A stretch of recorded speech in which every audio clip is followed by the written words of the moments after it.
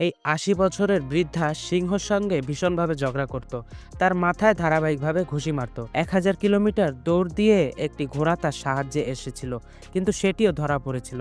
বৃদ্ধটি তাকে ধরে ধরে তার মাথায় বারবার দরজা দিয়ে মারতে লাগলো।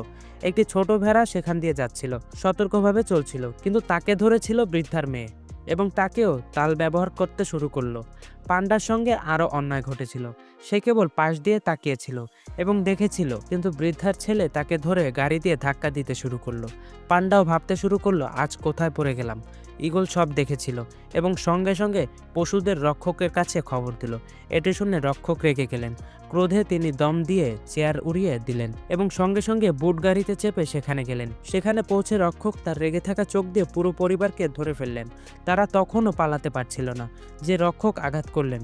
তিনি মহিলাকেও ছাগলের বেদনা অনুভব করালেন, ছেলেটিকেও শিক্ষা দিলেন। এখন সে আর কখনো পান্ডাকে কষ্ট দেবে না। বৃদ্ধা এটি দেখে দরজা বন্ধ করে দিল, চুপচাপ বসে রইল। নাটক করছিল যে সে বাড়িতে নেই, কিন্তু রক্ষক তাকে দেখল। তিনি দেয়াল ভেঙে বাড়িতে ঢুকলেন, বৃদ্ধকে ধরে শাস্তি দিলেন। বৃদ্ধ তার কর্মের ফল পেল। তো এরপর কি হলো জানতে হলে ভিডিওতে লাইক করে চ্যানেলটি সাবস্ক্রাইব করো।